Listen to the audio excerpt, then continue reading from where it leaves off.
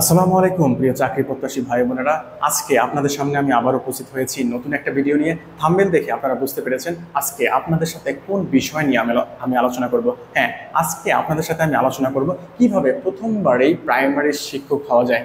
প্রথমবারই primary শিক্ষক হওয়ার কিছু কৌশল এবং সিলেবাস নিয়ে আমি বিস্তারিত আলোচনা করব। তবে হ্যাঁ, আমার এই চ্যানেলে যারা নতুন এসেছেন অবশ্যই তাদের জন্য আমি শুভকামনা করি, এবং যারা আমার এই চ্যানেলে নিয়মিত ভিডিও দেখেন তাদের জন্য আমার অন্তঃস্থল থেকে শুভকামনা থাকবে। তবে প্রাইমারি শিক্ষক হওয়াটা হচ্ছে একটা ভাগ্যের বিষয়, এবং যেহেতু শিক্ষকতা একটা মহান পেশা, আমি নিজে শিক্ষকতা পেশাকে খুব বেশি পছন্দ করি। ঠিক আছে, যারা আমার মতো শিক্ষকতা পেশাকে পছন্দ করেন তাদের জন্যই কিন্তু আজকের এই ভিডিওটা। ঠিক আছে, আপনি নিজের গ্রামে থেকে নিজের উপজেলায় থেকে সরকারি চাকরি করতে পারছেন, বিশেষ করে যেহেতু শিক্ষক হতে পারছেন, মানে আপনি এলাকায় ভালো একটা সম্মানিত ব্যক্তি হতে পারবেন। ঠিক আছে, সুতরাং আপনাকে অবশ্যই কিছু কৌশল অবলম্বন করতেই হবে যে প্রথমবারেই বা কিভাবে আপনাকে প্রাইমারি শিক্ষক হওয়া যায়। বিশেষ করে এইবার কিন্তু 93% মেধায় কিন্তু নিয়োগ দেওয়া হবে। মানে হচ্ছে যে আপনি যদি মেধাবী হন, আপনি যদি পরিশ্রম করেন, অবশ্যই এইবার কিন্তু আপনার চাকরি অবশ্যই হবে। বিশেষ করে আপনার বয়সটা যদি 32 হয়ে যায় তাতেও সমস্যা নেই, কারণ নারী কোটা সহ সব যাবতীয় কোটা কিন্তু বাদ দেওয়া হয়ে গেছে এবং বয়সটা কিন্তু 32 করা হয়েছে।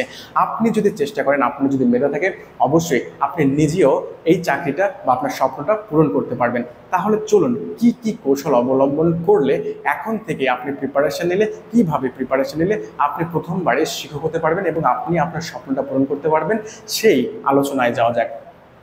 প্রথমে হচ্ছে আপনি আপনার গোল সেট করবেন। ঠিক আছে, লক্ষ্য স্থির করবেন। ঠিক আছে, আপনি আপনার গোলটা সেট করে রাখুন।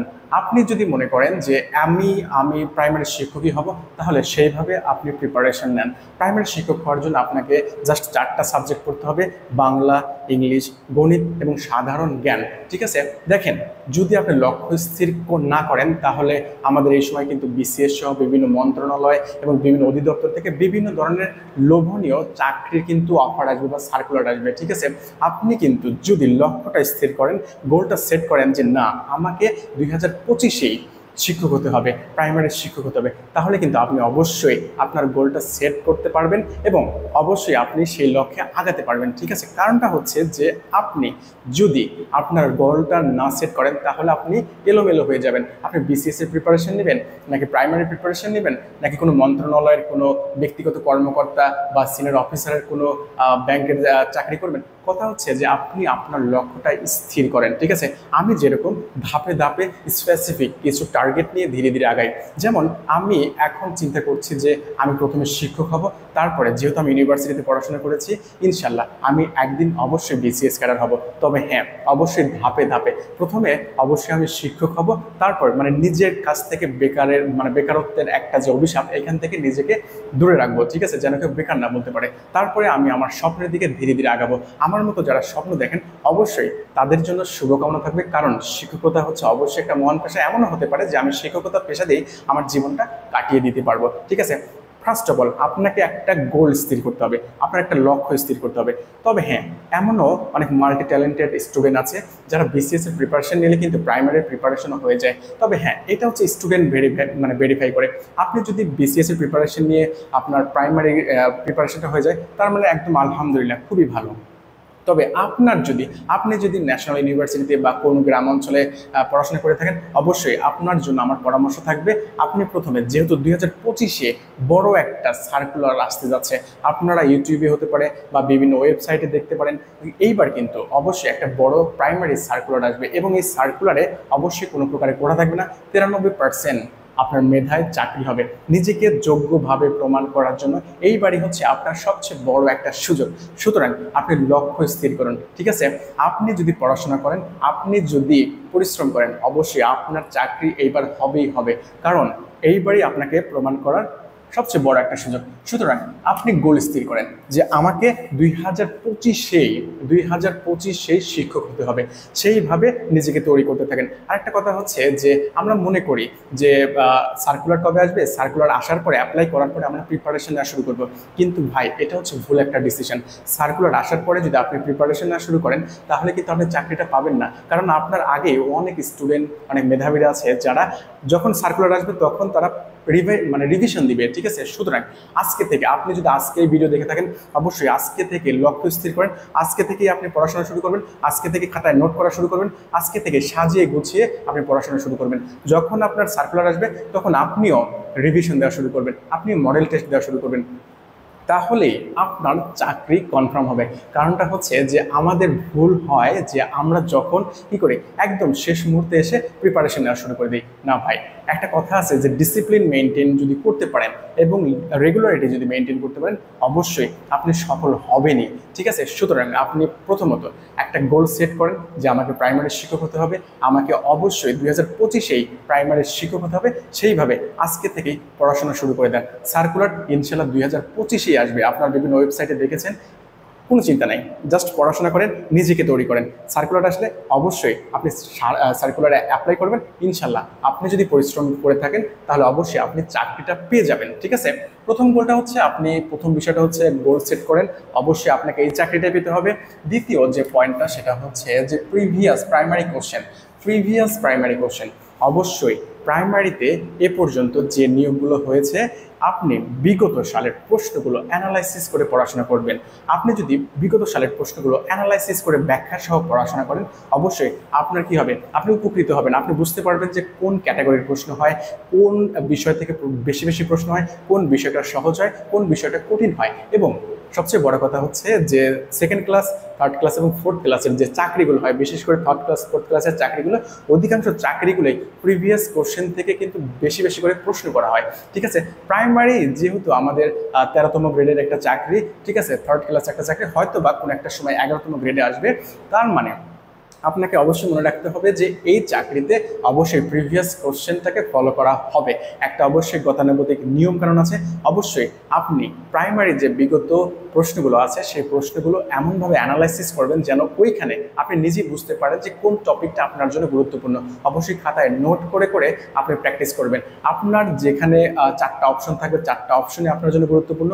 যে বইটা বাজারে যে বইটা আপনার পছন্দ হয় সেই বইটা নিয়ে আসবেন, এবং যে বইয়ে প্রচুর পরিমাণে ব্যাখ্যা দেওয়া আছে, 4টা অপশনের ব্যাখ্যা দেওয়া আছে, সেই বইটা কিনে আপনি আপনার বাসায় পড়াশোনা শুরু করে দেন, ঠিক আছে। সত্যি কথা বলতে গেলে কি জানেন, কোচিং কিংবা বিভিন্ন মডেল টেস্ট দেওয়ার জন্য আমরা প্রাইভেট পড়ি, কোচিং পড়ি, সেটা হচ্ছে জাস্ট একটা ফোর্থ সাবজেক্ট, ঠিক আছে, অতিরিক্ত একটা বিষয়।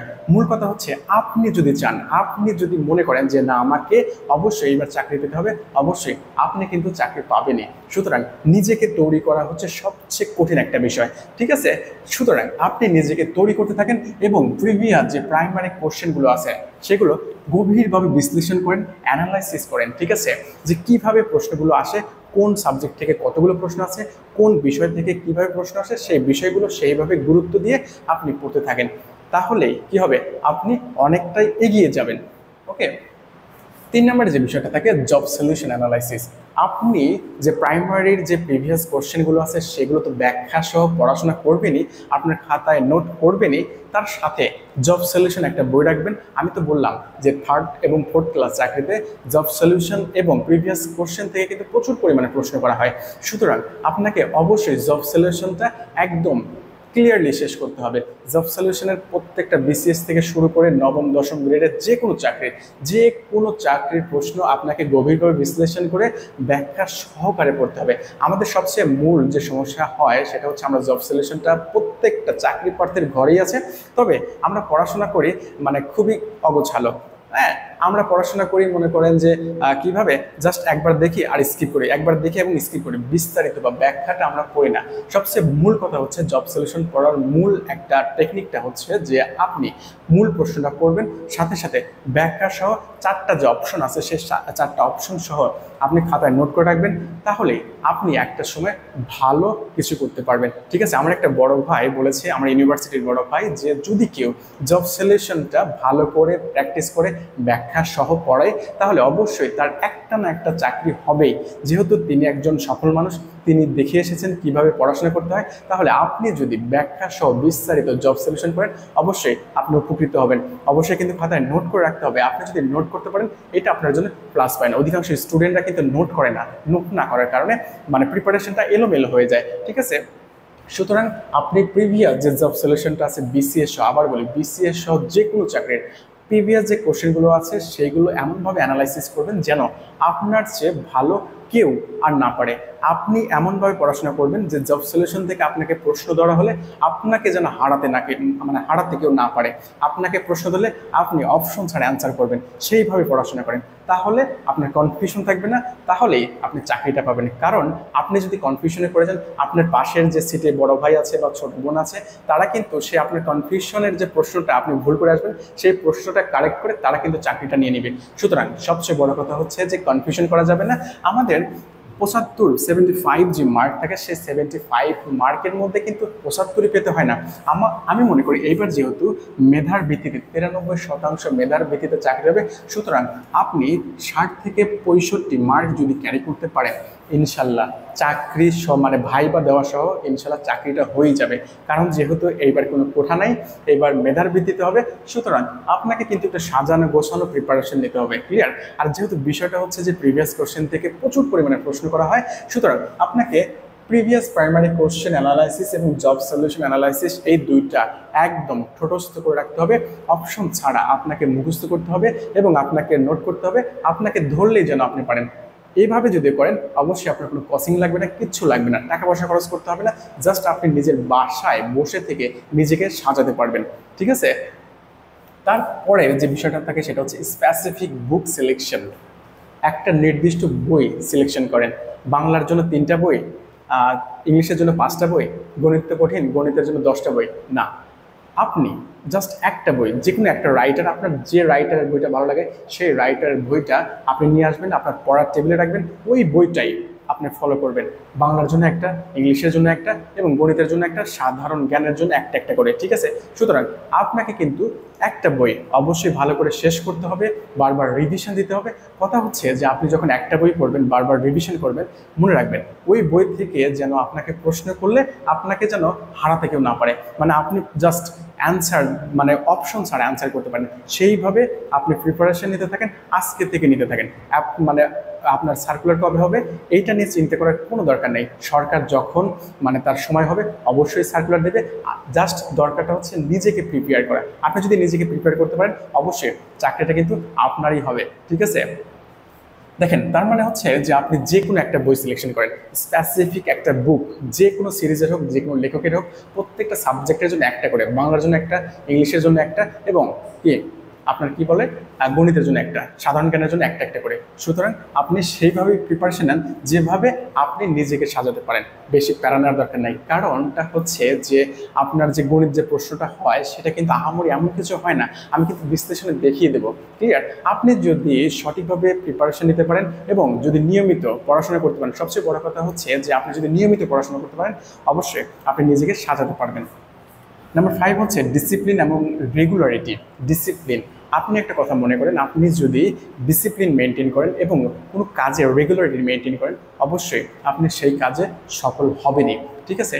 ঠিক একই রকম আপনার সার্কুলার কবে দেবে টেনশন করার কোনো দরকার নাই। আজকে থেকে যখন আপনি ভিডিও দেখবেন তখন থেকে আপনি ডিটারমিনার হন, দৃঢ় সংকল্পবদ্ধ হন 2025-এর এই চাকরিটা আপনাকে পেতে হবে। আপনি আপনার পড়ার টেবিলে বসে যান, আপনি নির্ধারণ করেন আপনাকে প্রতিদিন 7 ঘন্টা পড়তে হবে না 10 ঘন্টা পড়তে হবে না 12 ঘন্টা পড়তে হবে। যদি 10 ঘন্টা পরে আপনার জন্য এনাফ হয়, তাহলে প্রতিদিন নিয়মিত সকাল সন্ধ্যা 24 ঘন্টার মধ্যে আপনাকে 8 থেকে 10 ঘন্টা নিয়মিত পড়তে হবে। 8 থেকে 10 ঘন্টা যদি আপনি নিয়মিত পড়াশোনা করেন, আমি আপনাকে গ্যারান্টি দিচ্ছি যে যখন সার্কুলার আসবে, সার্কুলার আগেই আপনার ওভারঅল প্রিপারেশন শেষ হয়ে যাবে। আপনি তখন রিভাইজ দিবেন, আপনি তখন মডেল টেস্ট দেওয়ার জন্য যোগ্য হবেন। আপনি যে কোনো জায়গায়, যে কোনো কোচিংয়ে যদি যেতে চান, সেখানে গিয়ে মডেল টেস্ট দিবেন, দেখবেন আপনি ফার্স্ট হয়ে যাচ্ছেন। সুতরাং আপনাকে যে কাজটা করতে হবে, এখন থেকে সাজানো গোছানো প্রিপারেশন নিতে হবে। ওকে? সুতরাং আমার যে এই 5টা কৌশল, এই কৌশলটা হয়তো বা আপনার কাছে সিম্পল মনে হচ্ছে, কিন্তু হ্যাঁ, আমি প্রিভিয়াস কোশ্চেনগুলো বিশ্লেষণ করে দেখেছি এবং বিভিন্ন চাকরির পরীক্ষার যে প্রশ্নগুলো আছে সেগুলো আমি দেখেছি। সেখান থেকে আমার মনে হয়েছে যে প্রাইমারি যে প্রশ্নটা হয় এইটা আমাদের জন্য খুবই সহজ একটা বিষয়। ঠিক আছে?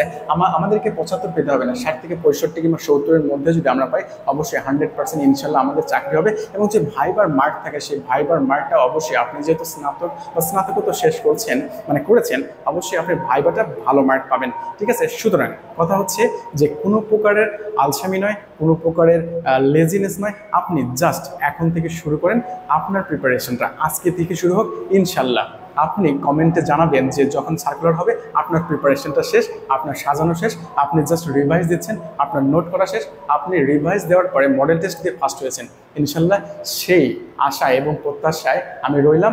এরপরে আমি আপনাদেরকে যে সিলেবাসটা আছে সেই সিলেবাসটা কোন টপিক থেকে বেশি প্রশ্ন এসেছে, কোন টপিকটা ইম্পর্টেন্ট সেটা নিয়ে আমি আলোচনা করব। এইবার আপনাদেরকে আমি বাংলায় বিশ্লেষণ করে দেখাবো যে কোথায় থেকে কোন টপিক থেকে কতটা প্রশ্ন হয়। ঠিক আছে, এটা আপনার জন্য অবশ্যই গুরুত্বপূর্ণ। আপনি যদি নিজে নিজে বিশ্লেষণ করতে পারেন তাহলে আরও বেশি ভালো। ঠিক আছে, কারণ নিজে যখন চেষ্টা করবেন, আমি আবারও বলছি, নিজে যখন চেষ্টা করবেন তখন আপনি অবশ্যই কিছু না কিছু শিখতে পারবেন, অবশ্যই ইউনিক কিছু শিখতে পারবেন। ঠিক আছে, দেখেন 2022 সালে এবং 2023 সালে কোন ধাপে কয়টা করে প্রশ্ন আসছে আমি এখানে সাজিয়ে দিয়েছি। আপনি ইচ্ছে করলে একটা স্ক্রিনশট দিয়ে রাখতে পারেন। ঠিক আছে, দেখেন বানান শুদ্ধি থেকে প্রথম ধাপে একটি, দ্বিতীয় ধাপে তিনটি, তৃতীয় ধাপে একটি, মোট 5টি আসছে। ঠিক আছে, মানে 2022 সালে কিন্তু এই 3টি ধাপে 5টি প্রশ্ন আসছে, মানে এটা 22 সালের জন্য ইম্পর্টেন্ট ছিল। ঠিক আছে, দেখেন 23 সালে কি অবস্থা, 23 সালে প্রথম ধাপে একটি, দ্বিতীয় ধাপে 0টি, তৃতীয় ধাপে 0টি, মোট একটা আসছে। ঠিক আছে, মানে হচ্ছে যে প্রশ্নকর্তারা অবশ্যই একটু চালাক আছে। ঠিক আছে, 22 সালে যে টপিকটা একটু ইম্পর্টেন্ট ছিল, 23 সালে সেটা একটু লেস ইম্পর্টেন্ট। তবে হ্যাঁ, অবশ্যই বানান শুদ্ধিটা সবার জন্যই গুরুত্বপূর্ণ। ঠিক আছে, যেগুলো চাকরি পরীক্ষার্থীর জন্য গুরুত্বপূর্ণ, কারণ বানান শুদ্ধিটা অবশ্যই আপনাকে প্র্যাকটিস করতে হবে। ঠিক আছে, তারপরে দেখেন দ্বিতীয় যেটা আছে বাক্য শুদ্ধি যেটা, সেটা হচ্ছে প্রথম ধাপে একটি, দ্বিতীয় ধাপে একটি, তৃতীয় ধাপে আসে নাই, মোট 2টি আসছে। মানে 2022 সালে মোট 2টি প্রশ্ন আসছে। এবং 23 সালে দেখি 23 সালে কোনো প্রশ্নই আসে নাই। ঠিক আছে, আমি যতটুকু মানে বিশ্লেষণ করে পেয়েছি 23 সালে কোনো প্রশ্ন আসে নাই। তার মানে বাক্য যে শুদ্ধিটা আছে সেটা আপনার জন্য কতটা ইম্পর্টেন্ট এবং আপনার জন্য কিভাবে করতে হবে সেটা আপনি ভালোই বুঝতে পারছেন। ঠিক আছে, তারপরে দেখেন 3 নম্বর আছে এক কথায় প্রকাশ। 2022 সালে আসছে।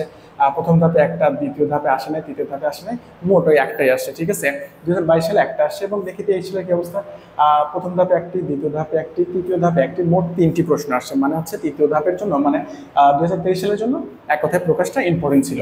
অবশ্যই এক কথায় প্রকাশ কিন্তু প্রত্যেকটা পরীক্ষাতে আসে, প্রাইমারির জন্য আরো বেশি করে আসে। ঠিক আছে, প্রিভিয়াস যে প্রশ্ন আছে আপনি খেয়াল করে দেখবেন, ওইখানে কিন্তু আরো বেশি করে দেওয়া আছে। ওকে, বাগধারা এবং প্রবাদ দেখেন 2022 সালে প্রথম ধাপে একটি, দ্বিতীয় ধাপে আসেনি, তৃতীয় ধাপে মোট 2টি, মোট 3টি আসছে। তার মানে এটা ইম্পর্টেন্ট 2022 সালে ছিল। এবং 2023 সালে দেখেন কি আসছে, যে একটা 0 ঠিক আছে, আর দ্বিতীয় ধাপে তৃতীয় ধাপে আসে নাই, মোট একটাই আসছে। ঠিক আছে, মানে হচ্ছে 2023 সালে এটা মোট একটাই আসছে। মানে যেখান থেকে প্রশ্ন আসে, আমার কথা হচ্ছে যে এইখানে দ্বিতীয় ধাপ তৃতীয় ধাপে আসেনি, সো ফর হোয়াট, আপনার জন্য কিন্তু এই টপিকটা অবশ্যই ইম্পর্টেন্ট। ওকে, তারপর দেখেন সমাস। ঠিক আছে, সমাসটা হচ্ছে যে 2022 সালে প্রথম ধাপে একটি, দ্বিতীয় ধাপে আসেনি, তৃতীয় ধাপে আবার 2টা আসছে, মোট 3টে আসছে। ঠিক আছে, এবং 2023 সালে দেখেন প্রথম ধাপে একটি, দ্বিতীয় ধাপে 0টি, তৃতীয় ধাপে 2টি, মোট 3টি। তার মানে হচ্ছে সমাসটা হচ্ছে প্রত্যেকটা সালে আপনার জন্য ইম্পর্টেন্ট। ঠিক আছে, সমাজটা অবশ্যই আপনাকে ক্লিয়ার করে বুঝে পড়তে হবে। ঠিক আছে, নোট করতে হবে খাতায়। তারপর দেখেন সন্ধিটাতে মোট আসে 2টা, এখানে আসছে মোট 2টা। ঠিক আছে, একদম আমি আর বেশি কথা বললাম না, এখানে 2টা, মানে 2022-এ 2টা, 2023-এ 2টা। ঠিক আছে, আমি এত এই প্রথম ধাপ দ্বিতীয় ধাপ দিলাম না, একদম মোট কয়টা আসে, 3 ধাপ মিলে মোট কয়টা আসে আমি সেটাই দিলাম। ঠিক আছে, আপনারা অবশ্যই দেখতে পাচ্ছেন।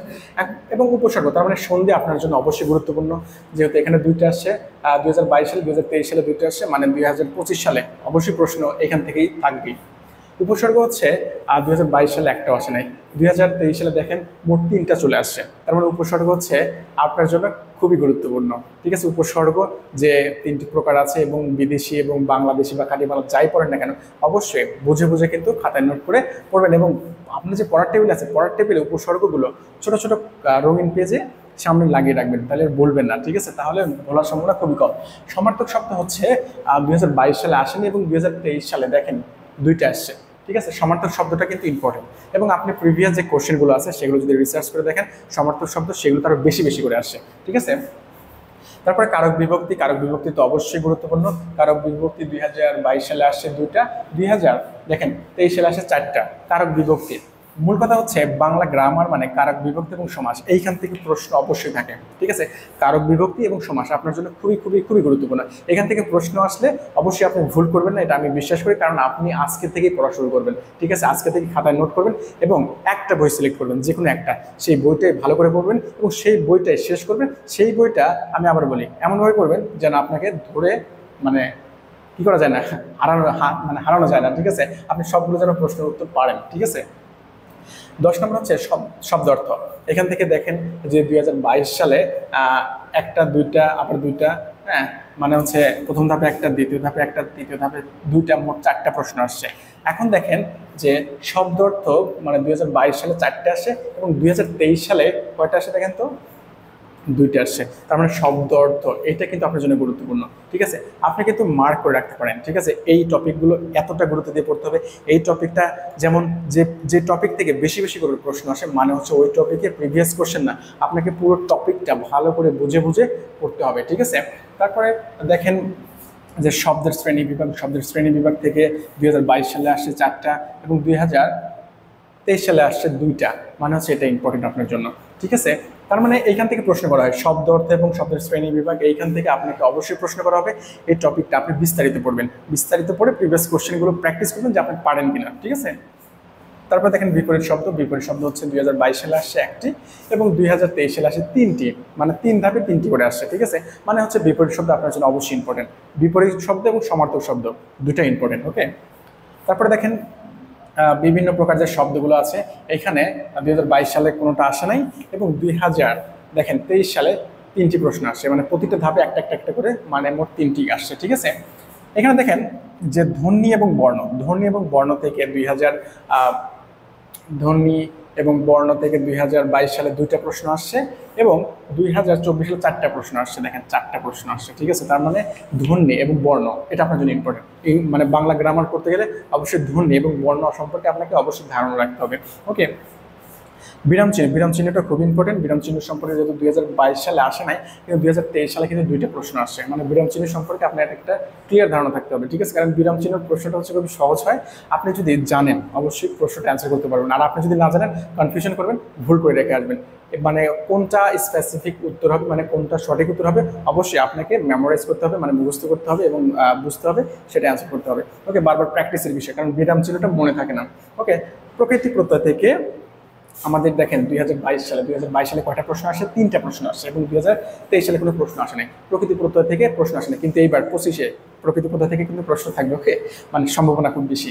তারপরে দেখেন যে পদ প্রকরণ থেকে আমাদের 2022 সালে 4টা প্রশ্ন আসে, 4টা প্রশ্ন, ঠিক আছে। প্রকৃতি প্রত্যয় এবং মানে পদ প্রকরণ এটা হচ্ছে 2022-এর জন্য খুবই ইম্পর্টেন্ট ছিল এবং 2023-এর জন্য এখানে কোনো প্রশ্ন আসে নাই, কিন্তু তাই বলে কি 2025-এ আসবে না? অবশ্যই আসবে, ঠিক আছে।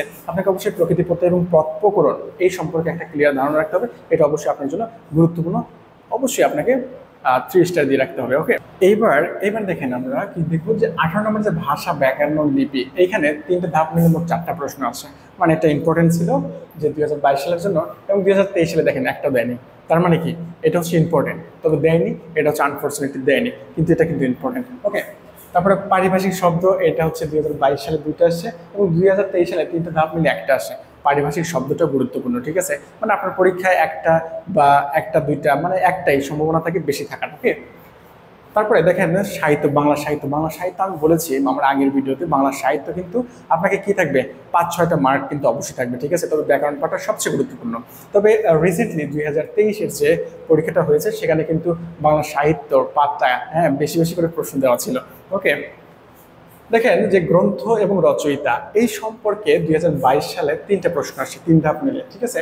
এবং 2023 সালে 11টা আসছে, চিন্তা করেন 11টা প্রশ্ন কিন্তু মূলত কি আপনার কি আছে, গ্রন্থ এবং রচয়িতা 3টা ধাপ মিলে, প্রথম ধাপে 3টা, দ্বিতীয় ধাপে 3টা, তৃতীয় ধাপে 5টা, মানে হচ্ছে মোট 11টা, ঠিক আছে। এখন কিন্তু দেখা যাচ্ছে কি সাহিত্যের বিষয়ে কিন্তু এখন একটু জোর দেওয়া হচ্ছে, ওকে। তারপর দেখেন পংক্তি এবং চরণ থেকে হচ্ছে আপনার 2022 সালে 9টা আসছে এবং 2023 সালে একটা আসছে, তার মানে 2025 সালে কিন্তু আপনার পংক্তি এবং চরণের জন্য কি ইম্পর্টেন্ট একটা টপিক, পংক্তি এবং চরণ এবং গ্রন্থ রচয়িতা, ঠিক আছে। এগুলো মূলত হচ্ছে আপনি প্রিভিয়াস যে কোশ্চেনগুলো আছে সেখান থেকে নোট করতে পারেন, কারণ ওগুলোই ইম্পর্টেন্ট, মানে ওগুলোই গুরুত্বপূর্ণ। কিন্তু একটা নির্দিষ্ট করে বই কিনতে পারেন, সেই বই থেকে এই টপিকগুলো অবশ্যই আপনি কি আলাদা করে পড়বেন, ওকে। প্রাচীন যুগ এবং মধ্যযুগ দেখেন 2022 সালে একটা আসছে এবং 2023 সালে 2টা আসছে, ঠিক আছে। এটাও ইম্পর্টেন্ট, মানে এটা আসলে সচরাচর আমাদের সবগুলো বই আছে, আপনারা চাইলে পড়তে পারেন। প্রবন্ধ এবং গ্রন্থের লেখক দেখেন 2022 সালে মোট 2টা আসছে এবং 2023 সালে একটা আসছে, ঠিক আছে।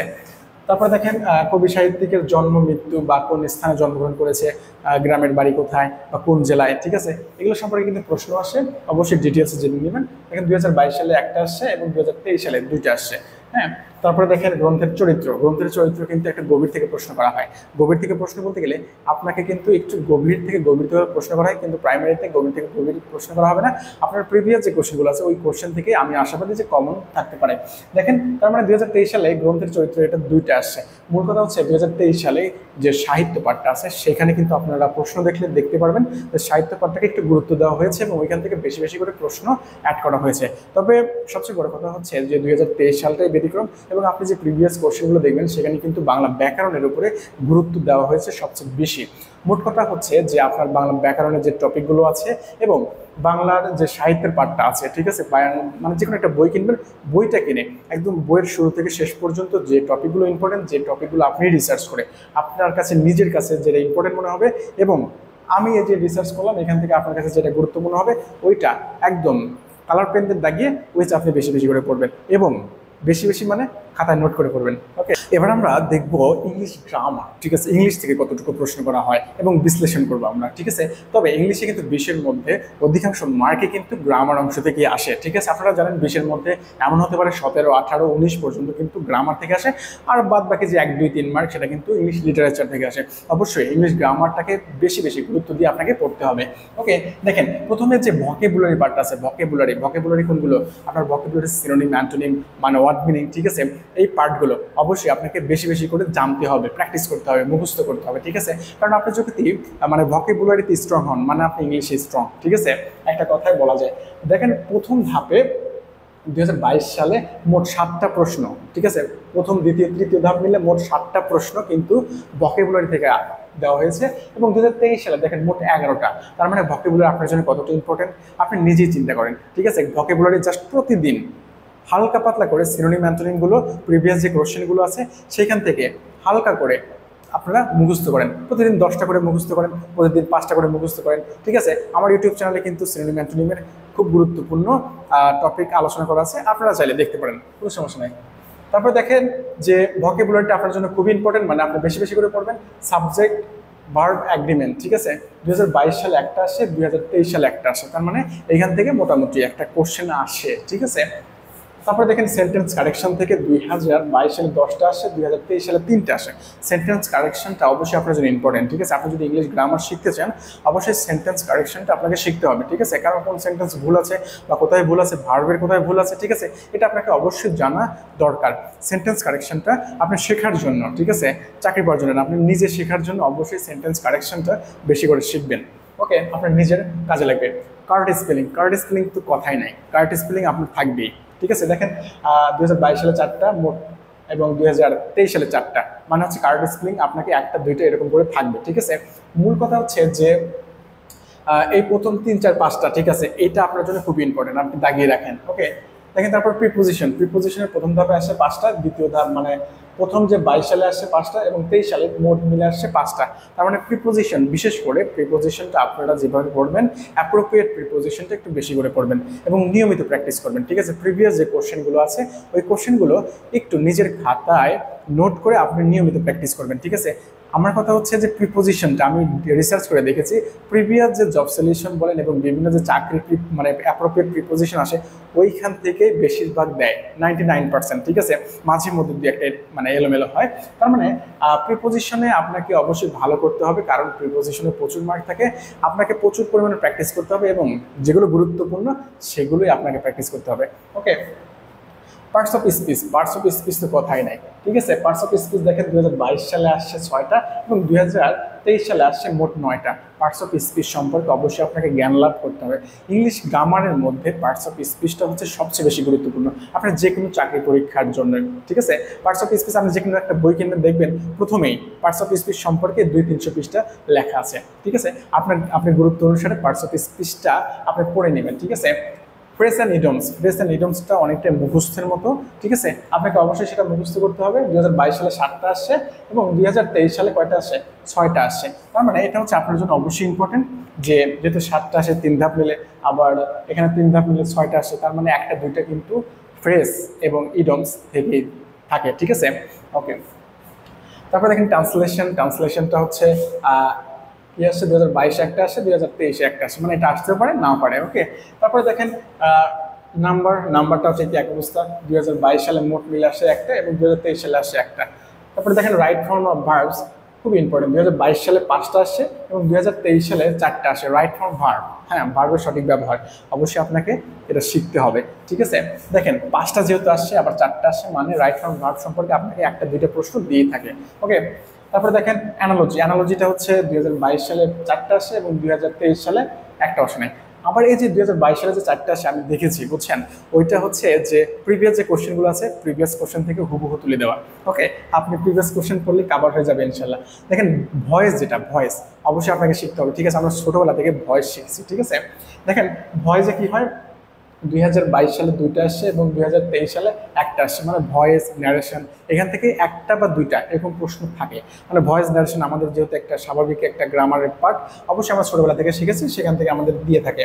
ওকে, তারপরে সাবস্টিটিউশন ওয়ার্ড দেখেন 2022 সালে মোট আসে 5টা এবং 2023 সালে মোট আসে 4টা সাবস্টিটিউশন ওয়ার্ড।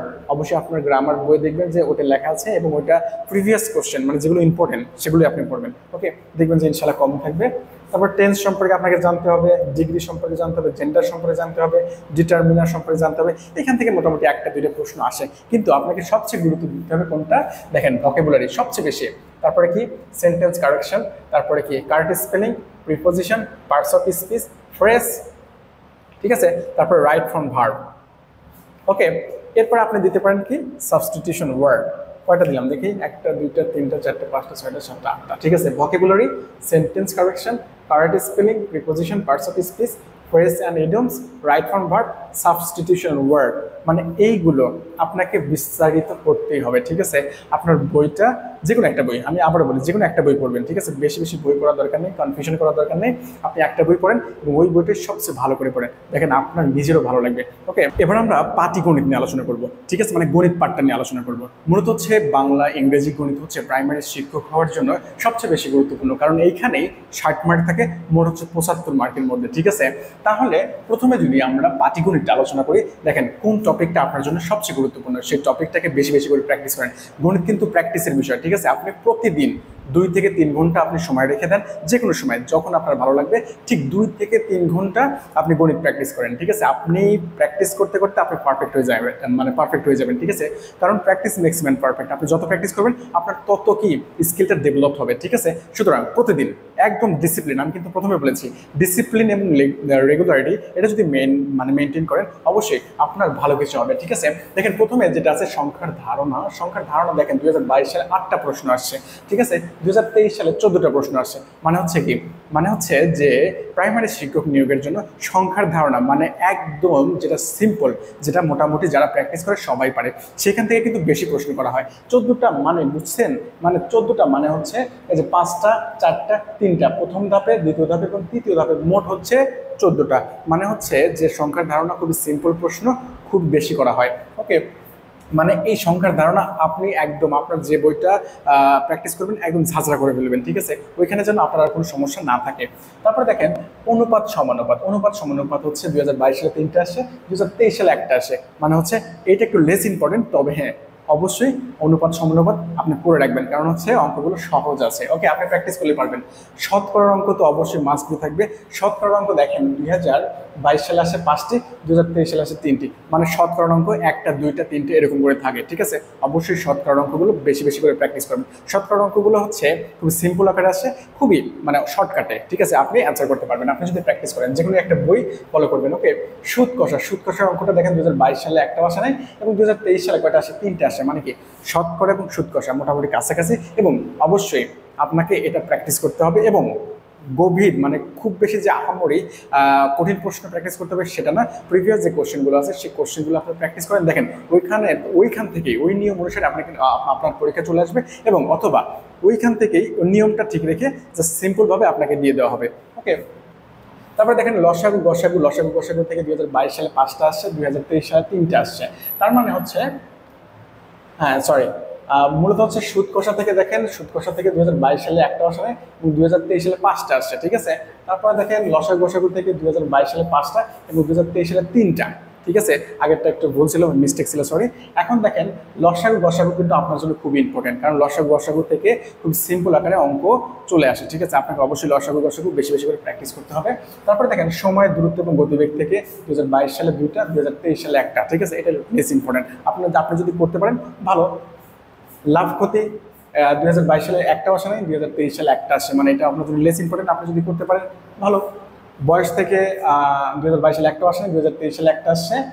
তারপরে ভগ্নাংশ থেকে 2022 সালে কয়টা আসছে, 4টা আসছে, এবং 2023 সালে 1টা আসেনি। তার মানে হচ্ছে ভগ্নাংশটা অবশ্যই ইম্পর্টেন্ট। ঠিক আছে, 2023 সালে আসেনি সুপারওয়ার্ড, 2025 সালে অবশ্যই আসতে পারে। ঠিক আছে, তারপরে ভগ্নাংশ থেকে 2023 সালে হয়তো আসতে পারে, মিস্টেক হতে পারে আমি যেহেতু বিশ্লেষণ করেছি খুবই মানে সিম্পল আকারে। তারপরে দেখেন বর্গমূল থেকে 2022 সালে আসছে কয়টা, 2টা, এবং 2023 সালে আসে 2টা। ঠিক আছে, মানে বর্গমূলটা আপনার জন্য খুবই গুরুত্বপূর্ণ। বর্গমূল কিন্তু খুবই ছোট ছোট অঙ্ক দেওয়া থাকে, সেখান থেকে আপনাকে প্র্যাকটিস করতে হবে এবং পারতে হবে। ঠিক আছে, গড় থেকে আসে হচ্ছে, গড় থেকে 1টাও আসেনি 2022 সালে, এবং 2023 সালে কয়টা আসে, 1টা আসে, মানে গড়টা ইম্পর্টেন্ট আপনার জন্য, লেস ইম্পর্টেন্ট। হ্যাঁ, ঐকিক নিয়ম থেকে দেখেন 2022 সালে 1টা আসে এবং 2023 সালে 2টা আসে। ঐকিক নিয়মটা খুব সিম্পল, আপনি প্র্যাকটিস করলেই পারবেন। পরিমাপ হচ্ছে 2022 সালে 4টা আসছে এবং 2023 সালে 1টা আসে নাই, মানে পরিমাপটা হচ্ছে 2023 সালে আসেনি সুপারওয়ার্ড। পরিমাপটা হচ্ছে আপনার জন্য খুবই গুরুত্বপূর্ণ, পরিমাপটা একটু ভালো করে করবেন। আমার মতে হচ্ছে যে এখানে সংখ্যার ধারণা আপনাকে অবশ্যই যে কয়টা আসে অবশ্যই সেখানে মার্কারি করতে হবে। তারপরে আপনার শতকরা, সুদ কষা, লসাগু গসাগু, তারপরে আপনার কাছে ভগ্নাংশ, ঠিক আছে, বর্গমূল আর পরিমাপ। ঠিক আছে, এই কয়েকটা টপিক আপনার জন্য খুবই ইম্পর্টেন্ট। এই কয়েকটা আপনি একদম হিরো হয়ে যাবেন। ঠিক আছে, প্র্যাকটিস করতে করতে একদম পারফেক্ট হয়ে যাবেন। এবার আমরা দেখেন জাস্ট বীজগণিতটা এবং জ্যামিতিটা নিয়ে আলোচনা করবো। ঠিক আছে, গণিত পাঠটা কিন্তু সবার জন্য খুব ইম্পর্টেন্ট, কারণ গণিতে যে মার্কারি করতে পারে তার চাকরিটা কিন্তু মোটামুটি শিওর হয়। ওকে, দেখেন যে বীজগণিতের প্রথমে যে মান নির্ণয়টা থাকে, মান নির্ণয় দেখেন 2022 সালে মোট 4টা প্রশ্ন আসছে 3 ধাপ মিলে, এবং 2023 সালে 3টা প্রশ্ন আসছে, মানে মান নির্ণয় থেকে প্রশ্নটা মোটামুটি থাকে। ঠিক আছে, তবে গণিতের মধ্যে প্রাইমারি শিক্ষক নিয়োগের জন্য সবচেয়ে বেশি গুরুত্বপূর্ণ হচ্ছে পাটিগণিত। ঠিক আছে, তারপরে বীজগণিত এবং তারপরে জ্যামিতি। দেখেন তাহলে মান নির্ণয়টা আপনার জন্য খুবই গুরুত্বপূর্ণ। সরল সমীকরণটা হচ্ছে 2022 সালে আসে 4টা, 2023 সালে আসে 3টা, মানে সরল সমীকরণ এবং মান নির্ণয়, এই দুইটা আপনার জন্য খুব ইম্পর্টেন্ট। আপনি যে বইটা করেন না কেন এই দুইটা একদম শেষ করে দিবেন, ওই নিয়মে যেন আপনাকে যে কোনো অঙ্ক দিলে আপনি পারেন সেইভাবে করবেন। ওকে, 3 নম্বর হচ্ছে সূচক এবং লগারিদম। 2022 সালে 1টা আসে এবং 2023 সালে 2টা আসে, মানে সূচক এবং লগারিদম খুবই ছোট্টখাটো অঙ্ক আসে, আপনি প্র্যাকটিস করে পারবেন। ধারাটা হচ্ছে আপনার জন্য সবচেয়ে বেশি ইম্পর্টেন্ট। ঠিক আছে, প্রাইমারিতে ধারা থেকে কিন্তু প্রচুর পরিমাণে প্রশ্ন করা হয়। দেখেন বীজগণিতে থেকে 2022 সালে ধারা থেকে প্রশ্ন আসে 3টা এবং 2023 সালে আসে 6টা। ঠিক আছে, মানে হচ্ছে যে আপনার জন্য ধারা থেকে গণিতের পার্টের যে বীজগণিত আছে সেখানে ধারা থেকে আপনাকে কিন্তু প্রশ্ন করাই হয়।